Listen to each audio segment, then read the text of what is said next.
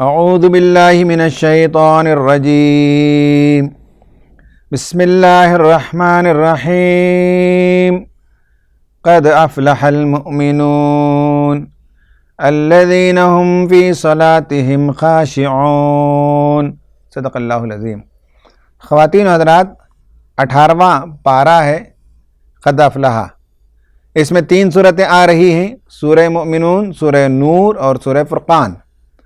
سورہ مومنون اور سورہ نور پر یہ تیسرا گروپ ختم ہوتا ہے، اور ہم نے دیکھا بیچ بیچ میں کہ اس گروپ کی تقسیم کے نتیجے میں آیتوں کے مفہوم کو سمجھنے میں آسانی ہوتی ہے۔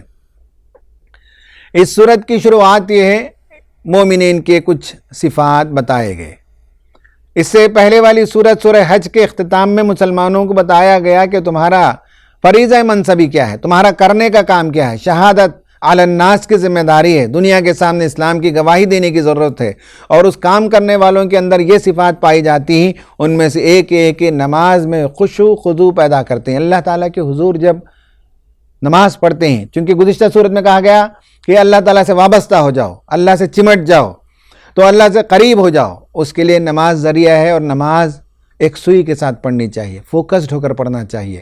اللہ تعالیٰ سے کمیونیکیشن کر رہے ہیں، بات کر رہے ہیں، یہ پتہ چلنا چاہیے۔ کتنے لوگ ہیں جو مدت سے نماز پڑھ رہے ہیں لیکن انہیں پتہ نہیں کہ وہ کیا پڑھ رہے ہیں۔ حضرات، کیا یہ ہماری ذمہ داری نہیں بنتی کہ کم از کم اس رمضان کے حوالے سے ہم اپنے نمازوں کو درست کریں اور سمجھیں؟ اللہ اکبر رکعت باندھنے سے لے کر السلام علیکم ورحمۃ اللہ کہنے تک کیا پڑھتے ہیں، کم از کم اس کا ادراک ہو جائے۔ نمبر 2 یہ کہ لغو سے پرہیز کرتے ہیں، بیکار کی چیزوں سے پرہیز کرتے ہیں، گاسپ سے پرہیز کرتے ہیں۔ ہماری نئی نسل کا پرابلم یہ ہے کہ وہ لغو کاموں میں لگی ہوئی ہوتی ہے۔ ایک بڑی تعداد ہے جو ہوٹلوں میں یا تو وقت کاٹے گی یا سیر سپاٹے میں یا گیجٹس میں اپنا وقت کاٹتے ہیں، جس کا کوئی فائدہ نہ دینی فائدہ ہے نہ دنیاوی فائدہ ہے۔ ہر وہ کام جس سے نہ دنیا کا فائدہ ہو نہ آخرت کا فائدہ ہو، وہ لغو ہے، بیکار کام ہے، اور مومن یہ کام نہیں کرتا۔ تیسرے نمبر پر بتایا کہ وہ اپنا تزکیہ کرتے ہیں، اپنی شخصیت کو بہتر بناتے ہیں۔ نمبر 4 وہ اپنی شہوت پر کنٹرول رکھتے ہیں۔ کسی انسان کے کردار کی بلندی یہ ہے کہ اسے اپنے شہوت پر کنٹرول ہو، اور جائز راستے بتا دیے گئے کہ سوائے بیوی کے اور لونڈی کے، جو کسی زمانے میں اس کا پرمیشن تھا لیکن آج اگر وہ موقع نہیں ہے، تو صرف بیوی پر جو لوگ اکتفا کریں گے ان پر کوئی ملامت نہیں ہے۔ اس کے علاوہ جو لوگ تجاوز کریں گے وہ حد سے بڑھ جانے والے ہیں۔ نمبر 5 کہا کہ وہ امانت اور وعدے کی حفاظت کرتے ہیں، اور نمبر 6 یہ کہ نماز کی حفاظت کرتے ہیں۔ پہلے نمبر پر کہا نماز میں خشوع خضوع پیدا کرتے ہیں، نمبر 6 میں کہا گیا وہ نماز کی حفاظت کرتے ہیں۔ پھر اس کے بعد بتایا گیا کہ اللہ تبارک و تعالیٰ کی طرف نبی صلی اللہ علیہ وسلم جو دعوت دے رہے ہیں اس کے کچھ انفسی دلائل بھی ہیں، کچھ آفاقی دلائل بھی ہیں، کچھ اندرونی دلائل بھی ہیں، کچھ بیرونی دلائل بھی ہیں۔ اندرونی دلائل میں بڑی شاندار آیت آتی ہے، یہ آیت اس جگہ اور سورہ حج میں آیت نمبر 5، یہ 2 آیتوں کو اگر کوئی اطمینان سے پڑھے گا تو اسے پتہ چلے گا کہ اللہ تبارک و تعالیٰ انسان کو کیسے پیدا کرتا ہے، حیرت انگیز طریقے سے۔ اس میں اللہ تعالیٰ نے وہ سارے پروسیس کو بتا دیے جو فیٹس ڈیولپمنٹ کے ہوتے ہیں۔ گائنیکالوجی کا جو سبجیکٹ ہے، عورت کے پیٹ میں حمل جو ٹھہرتا ہے، اس کے سلسلے میں ابھی 40-50 سال پہلے تک آئیڈیا نہیں تھا، کلیئرٹی نہیں تھی۔ ایک زمانے دراز سے سمجھتے تھے کہ عورت کی جو ماہواری ہوتی ہے وہی خون منجمد ہو کر بچہ پیدا ہوتا ہے۔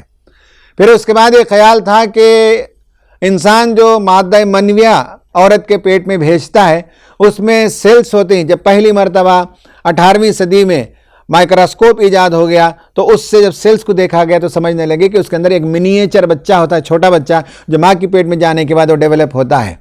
جو سٹیجز قرآن نے بیان کیے وہ بہت لیٹ سے انسانوں نے دریافت کیے۔ کیتھ مور نام کے ایک سائنٹسٹ، ایک بایولوجسٹ، انہوں نے اس کا مطالعہ کیا، اس پر کتاب لکھی اور وہ ایمان لے آئے۔ قرآن کہتا ہے کہ پہلے نطفہ انسان اس شکل میں ہوتا ہے، زائگوٹ کی شکل میں، جو مرد کے مادہ منویہ اور عورت کے بیضے سے دونوں کے ملاپ سے زائگوٹ پیدا ہوتا ہے۔ پھر دوسرے نمبر پر اللہ تعالیٰ نے کہا وَلَقَدْ خَلَقْنَا الْإِنسَانَ مِنْ سُلَالَةٍ مِنْ طِينٍ ثُمَّ جَعَلْنَاهُ نُطْفَةً فِي قَرَارٍ مَكِينٍ۔ ایک ایک لفظ موقع نہیں ہے تفصیل میں جانے کا۔ فی قرار مکین، یوٹیرس کے اندر کیسے وہ بچہ جب فیلوپین ٹیوب سے پھسل کر آتا ہے ایک ہفتے کے بعد تو ماں کے پیٹ کے اندر کے حصے میں 3-4 دن تک چکر کاٹتا ہے اور اپنے لیے ایک جگہ چمٹ جانے کا، چپکا لینے کا، لٹک جانے کا ایک موقع پاتا ہے، ایک جگہ پا لیتا ہے اور وہاں وہ اپنے آپ کو چپکا لیتا ہے۔ اس کے بعد وہ علقہ بن جاتا ہے، یعنی علق لیچ کو بھی کہتے ہیں، لیچ لائک سٹرکچر جو خون میں نہایا ہوا ہوتا ہے۔ پھر اس کے بعد مضغہ بنتا ہے، مضغہ کا مطلب ہے چیپ فلیش، چبا کر جو گوشت پھینک دیا جاتا ہے اس طرح کی شکل میں بچہ نظر آتا ہے۔ اس کے بعد عظامہ، اس پر ہڈیاں چڑھنی شروع ہوتی ہیں اور وہ ورٹیبریٹ بننا شروع ہوتا ہے۔ پھر اس کے بعد لحمہ، اس پر گوشت چڑھتا ہے، اب وہ جانوروں کی طرح نظر آنے لگتا ہے، انسان نما نظر آنے لگتا ہے۔ پھر قرآن کہتا ہے کہ ان سب مرحلوں سے گزارنے کے بعد ثم انشأناه خلقا آخر، ہم اسے ایک دوسری ہی مخلوق بنا دیتے ہیں۔ آپ کسی اینیٹومی کے لیب کو جائیں گے میڈیکل کالج میں تو وہاں جارس میں بچے رکھے ہوئے ہیں، 1 ہفتہ 2 ہفتہ 3 ہفتہ 4 ہفتہ اس طرح 40 ہفتے کے بچے رکھے ہوئے ہیں، تو اس میں تو پہلے زمانے کے تو نظر نہیں آتے، اس کے بعد آپ کو نظر آئے گا کہ صاحب ایک جونک ہے۔ انسان جو ماں کے پیٹ میں پیدا ہونے والا ہے آپ دیکھیں گے تو جونک نظر آتا ہے۔ پھر اس کے بعد اگر آپ دیکھیں گے تو وہ لگے گا کہ لوئر ٹائپ آف میمل نظر آ رہا ہے، سی ہارس کی طرح نظر آتا ہے۔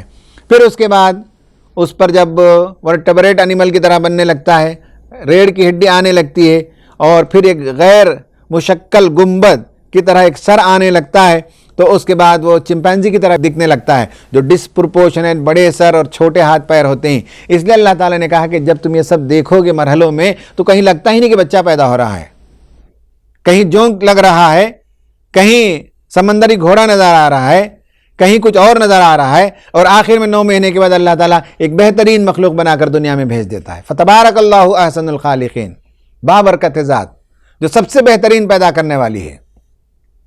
اس کے بعد اللہ تعالیٰ نے آفاق کے دلائل دیے اور بتایا کہ 7 دھاری والی آسمان پر غور کرو، یعنی کبھی رینبو آتا ہے یا رنگا رنگی کائنات کے اندر جو پائی جاتی ہے اس پر غور کرو۔ دوسرا واٹر سائیکل پر اللہ تعالیٰ نے کہا کہ غور کرو کہ جو کائنات کے اندر پانی ہے دنیا کے آس پاس میں وہ ایک فکسڈ کوانٹم میں ہے اور اسی پانی کو مختلف مرحلوں سے گزارا جاتا ہے۔ نمبر 3 یہ بتایا گیا کہ تم دیکھو کہ تمہارے لیے اللہ تعالیٰ نے بعض ڈرائی فروٹس پیدا کیے اور بعض جوسی فروٹس پیدا کیے، بعض تمہارے لیے آئلی فروٹس پیدا کیے۔ نمبر 4 مویشیوں میں بڑی نشانیاں ہیں تمہارے لیے۔ نمبر 6 کہ اللہ تعالیٰ نے تمہارے لیے کشتیاں بنائیں جس پر وعلی الفلک تحملون، جس پر سوار ہو کر تم جاتے ہو۔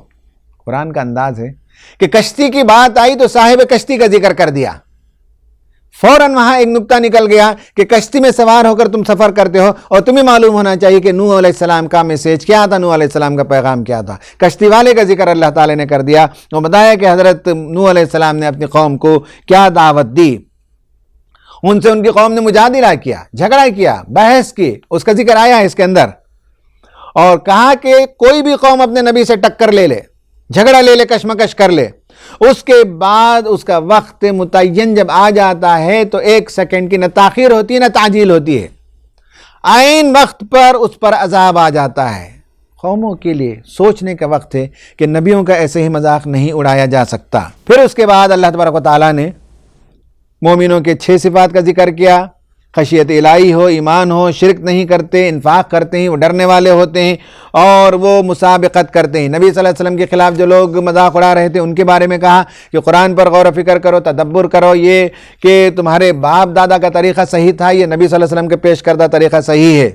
تم رسول کو نہیں ماننا چاہتے ہو لیکن رسول کی زندگی کو دیکھو، تمہارے درمیان اس نے زندگی بسر کی ہے تو وہ ایک اچھا انسان، بھلا انسان کے حصے سے متعارف تھا۔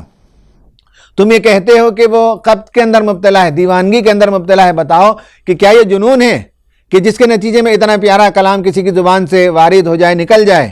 تمہیں حق سے کرائیت ہے، یاد رہنا چاہیے کہ قیامت کے دن اللہ تعالیٰ تم کو پکڑے گا اور تمہیں اس کی سزا دے گا۔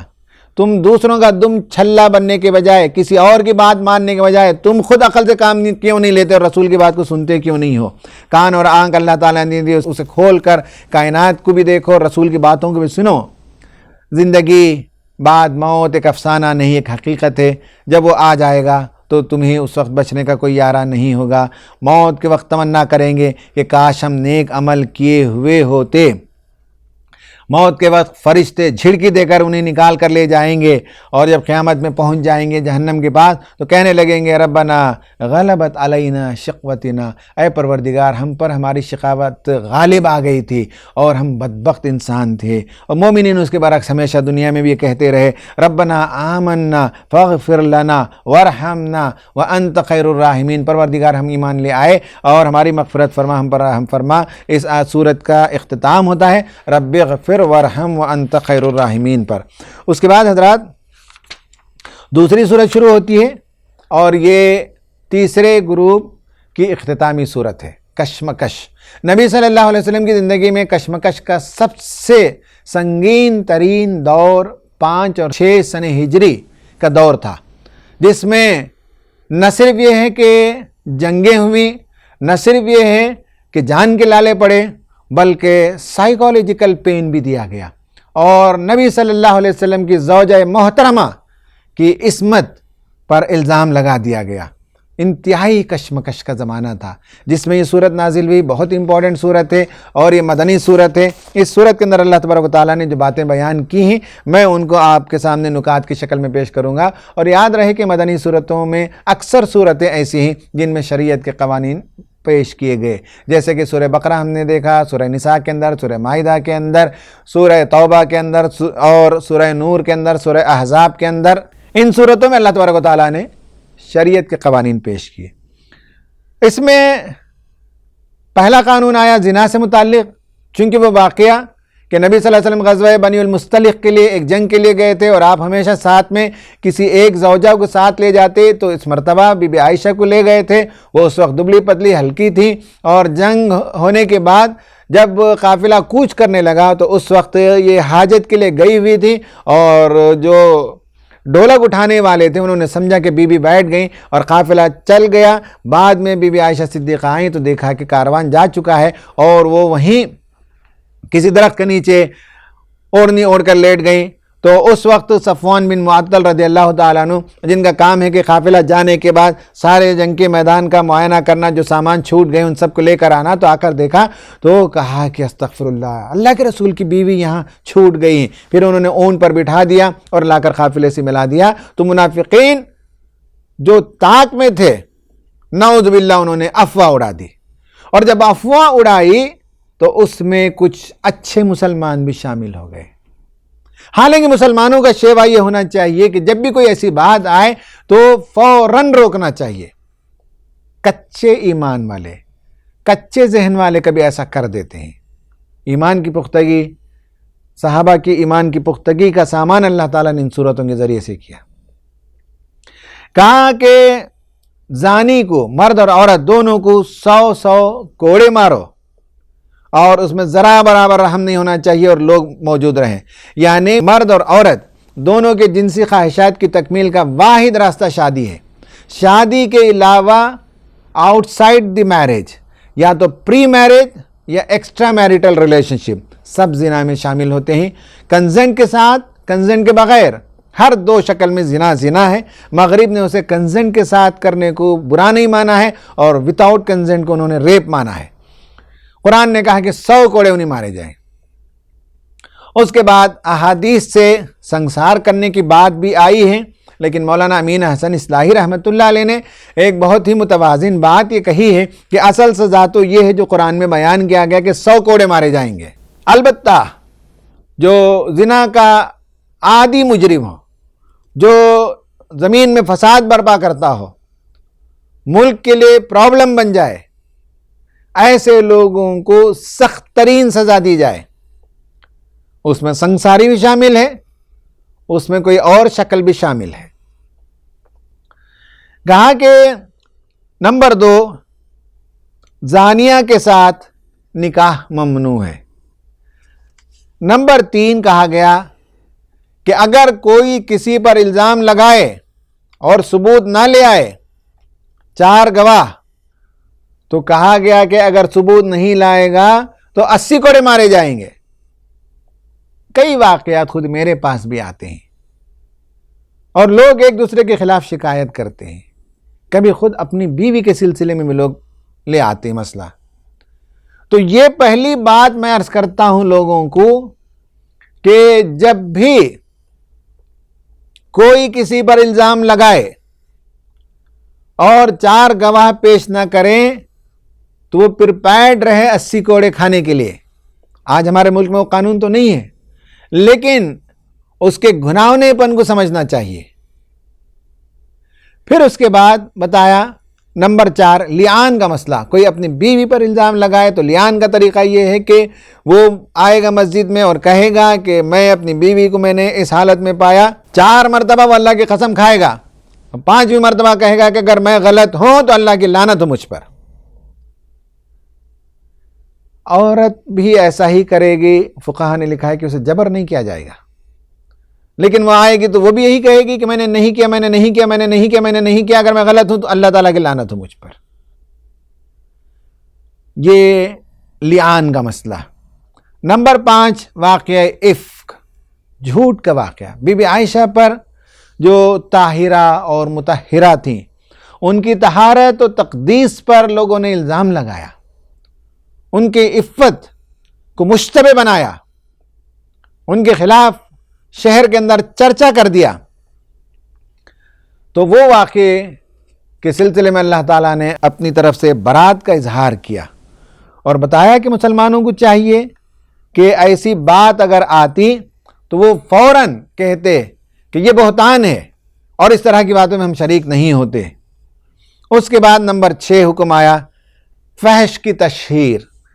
معاشرے کے اندر، سماج کے اندر سیکسول جو کنٹینٹ ہے وہ عام نہیں ہونا چاہیے، وہ بیڈ روم افیئر ہے۔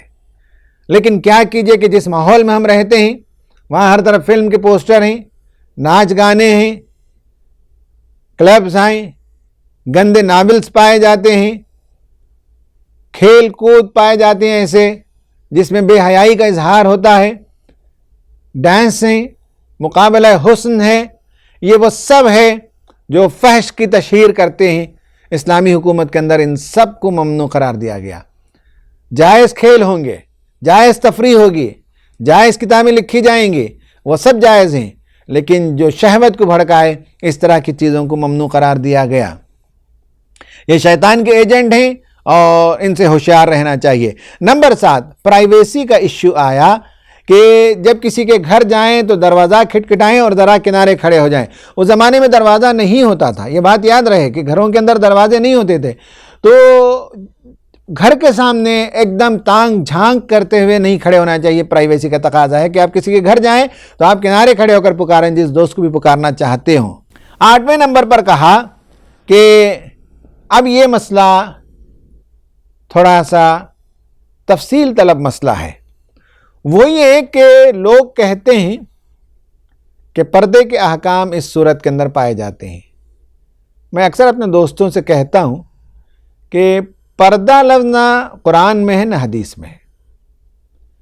جو بات یہاں بتائی گئی ہے وہ جینڈر ریلیشن شپ کے رولز بتائے گئے۔ دنیا میں مرد اور عورت کو کہیں نہ کہیں ملنا ہی ہوتا ہے، میاں بیوی کے علاوہ ملاقات ہوتی ہے۔ کالج میں جائیں گے تو لڑکے اور لڑکیوں کو ملنا پڑتا ہے، سب جگہ صرف مسلمان لڑکے اور لڑکیاں نہیں ہوتی ہیں۔ کالج میں، یونیورسٹی میں، آفس میں، ٹرین میں، ٹریولنگ میں، بہت سی جگہ مردوں اور عورتوں کو ایک دوسرے کا سامنا کرنا پڑتا ہے، ایک دوسرے کے ساتھ زندگی کے امور طے کرنے پڑتے ہیں۔ ان میں جینڈر ریلیشن شپ کے کچھ اصول بیان کیے گئے، یہ اچھی طرح سے سمجھ لینی چاہیے۔ جینڈر ریلیشن شپ میں پہلا حکم ہے، یہ حکم بالخصوص گھر کے اندر کا ہے کہ کسی کے گھر جائیں۔ اس زمانے میں صحابہ کے بڑے بڑے گھر نہیں تھے جیسے آج ہمارے ہوتے ہیں، چھوٹے گھر ہوتے تھے، اور اس گھر میں کسی وجہ سے جانا ہو، کھانے پانی کے لیے اور عیادت کے لیے، کسی بھی کام کے لیے، تو اس وقت یہ کہا گیا کہ نگاہ نیچی رکھو، عورتیں اپنا کام کریں، مرد اپنا کام کرتے ہوئے چلے جائیں آگے، جہاں جا کر بیٹھنا ہے. نگاہوں کو لڑانے کی ضرورت نہیں ہے. غض بصر میں یہ بات بھی ہے کہ ضرورتاً کام کرتے ہوئے، فائل لیتے ہوئے، دیتے ہوئے، چیک کا تبادلہ کرتے ہوئے، یونیورسٹی میں ایکسپیریمنٹس کرتے ہوئے دیکھنا تو پڑتا ہے، لیکن دیکھنے اور دیکھنے میں فرق ہے.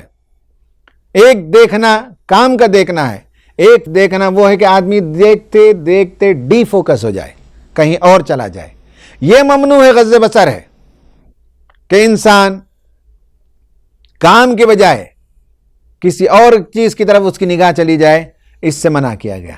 دوسرا ہے شرمگاہوں کی حفاظت. اس کے علاوہ کچھ اور اصول بتائے گئے، جیسے آج کے زمانے میں کووڈ-19 میں سوشل ڈسٹینسنگ کی بات کی جاتی ہے، ایسے ہی مرد اور عورت کو کبھی کسی کام سے ملنا جلنا بھی ہو تو دوریاں رکھنی چاہیے. کلوزنس، پروکسیمیٹی نہیں ہو سکتی، تنہائی میں ملاقات نہیں ہو سکتی، سیلفیز نہیں لیے جا سکتے. یہ باتیں یاد رکھنی چاہیے. اور کام کی بات جتنی اتنی ہونی چاہیے. تنہائی میں ملاقات ہوتی ہے تو تیسرا شیطان بھی ہوتا ہے، جہاں وہ انسانوں کو ورغلا دیتا ہے. تو اس لیے کہا گیا کہ عورت تو آئے گی معاشرے کے اندر، گھر میں بھی آپ جائیں گے تو عورت نظر آئے گی. کسی دوست کے گھر میں جائیں گے، کسی رشتہ دار کے گھر میں جائیں گے تو نظر آئے گی. غض بصر، آنکھوں کو نیچی رکھیں، شرمگاہوں کی حفاظت کریں. اور عورت کو ایک اور چیز کا حکم دیا ایکسٹرا، دونوں کو، مردوں کو عورتوں کے برابر ہیں. یہ بھی غض بصر کرے، یہ بھی غض بصر کرے، یہ بھی اپنے شرمگاہ کی حفاظت کرے، یہ بھی اپنے شرمگاہ کی حفاظت کرے. لیکن ساتھ میں یہ کہا گیا عورت کو کہ وہ اپنا بناؤ سنگار کو چھپائے. الا ما ظہر منہا، کچھ چیزیں ایسی ہو سکتی ہیں جو آٹومیٹکلی ظاہر ہو جاتی ہیں، جیسے لباس ہے، جیسے چوڑیاں ہی اس کی آواز ہے، یا اس طرح کی کوئی چیز جو آٹومیٹکلی ظاہر ہو جائے. الا ما ظہر منہا، زینت کو چھپانے کے لیے کہا گیا. زینت وہ جو باہر سے ایڈون کیا جاتا ہے، میک اپ کیا جاتا ہے، زیبائش کی جاتی ہے، اس کو کہا جاتا ہے زینت. تخلیق کو زینت نہیں کہتے، فزیولوجی کو زینت نہیں کہتے. جو ایکسٹرا زیبائش کا سامان کیا جاتا ہے اس کو زینت کہا جاتا ہے. اسے چھپانے کے لیے کہا گیا الا ما ظہر منہا، سوائے اس کے جو ظاہر ہو جائے. تو یہ ہے عورتوں کو ایکسٹرا تعلیم. اور اس کے بعد اس میں یہ بات بھی سمجھ لیں کہ لباس دونوں کے لیے چست نہ ہو، بالخصوص عورت کے لیے جس میں لباس میں لوزنس ہو، تھک ہو کپڑے، اٹریکٹیو نہ ہو. جب دو جینڈر کے درمیان ملاپ ہو، اپنے شوہر کے لیے اپنے گھر میں رہتے ہوئے سنگار سوار کر سکتی ہے، لیکن بیرون کی دنیا میں یا خود گھر میں کوئی اور مہمان آئیں جن کے سامنے عورت جاتی ہے تو اس وقت اسے بناؤ سنگار نہیں کرنا چاہیے. میں نے ایک مرتبہ مولانا مجاہد الاسلام قاسمی صاحب سے پردے کے بارے میں پوچھا تو انہوں نے بتایا کہ دیکھو بیٹے، مختلف قسم کے پردے ہیں اور عورتوں کی مختلف قسمیں ہیں. ہر ایک کو اس کے لحاظ سے اس کا ضمیر بتائے گا کہ کیسے پردہ کرنا ہے. طبقہ اشرافیہ کی عورتیں گھروں میں زیادہ رہتی ہیں، جن کو کالج جانا ہوتا ہے، اسکول جانا ہوتا ہے، ان کو کیسے پردہ کرنا چاہیے وہ بہتر جانتی ہیں. جن کو چھوٹے موٹے کام کرنے کے لیے گھروں میں جانا ہے، ان کو کیسے حیا کے ساتھ رہا جائے یہ ان کو بتانا چاہیے. تو گویا معلوم ہوا کہ ایک قانون میں سب کو فٹ نہیں کیا جا سکتا. بنیادی طور پر نگاہوں کی حفاظت، شرم کی حفاظت، دوری مینٹین کرتے ہوئے، تنہائی نہ ہوتے ہوئے، لباس کو سیدھا سادہ رکھتے ہوئے الگ الگ قسم کے پردے ہو سکتے ہیں، الگ الگ قسم کے جینڈر انٹرمنگلنگ قانون ہو سکتے ہیں، جسے ہم عام طور پر پردہ کہتے ہیں. تو یہ بہت اہم چیز ہے اسلام میں کہ دونوں کے درمیان بے محابہ ملاقاتیں نہ ہو، دونوں کے درمیان بے تکلفی نہ ہو، جن میں کوئی رشتہ نہ ہو. دونوں کے درمیان دوری ہونی چاہیے. بوقت ضرورت ملاقات ہوتی ہے، جیسے میں نے کہا کہ آفس میں جاتے ہیں تو ملاقات ہوتی ہے، آپ ایکسپیریمنٹ کر رہے ہیں تو لیب میں ملاقات ہوتی ہے، آپ ٹرین اور ایروپلین میں جا رہے ہیں تو وہاں آپ کو کسی سے ٹکٹ لینا پڑتا ہے، دینا پڑتا ہے. یہ تو مجبوریاں ہیں. ورنہ عام اصول یہ ہے کہ دو جنڈر کے درمیان اللہ تعالیٰ نے کشش رکھی ہے، اس لیے زیادہ سے زیادہ حفاظت کرنا اور دوری مینٹین کرنا چاہیے، بلا وجہ بلا تکلف دونوں کی ملاقاتیں نہیں ہونی چاہیے۔ یہ حکم آ گیا اور اس کے بعد کہا گیا نکاح کراؤ۔ معاشرے میں کوئی بغیر نکاح کے نہ بیٹھے، مرد ہو کہ عورت ہو، پہلی شادی ہو یا شادی ہونے کے بعد بیوی مر گئی ہو، تو ایسے سب لوگ جو بغیر شادی کے ہیں ان کے نکاح کرائے جائیں۔ نمبر 10۔ نمبر 11 مکاتبت، یعنی غلام ہیں معاشرے کے اندر، ان کے لیے بھی بہت ضروری ہے کہ وہ شادی کریں، اپنی عفت کی حفاظت کریں۔ اس کے لیے ضروری ہے کہ ان کی رقم کا انتظام کریں تاکہ وہ اپنے مالکوں سے وہ رقم دے کر چھٹکارا پائیں۔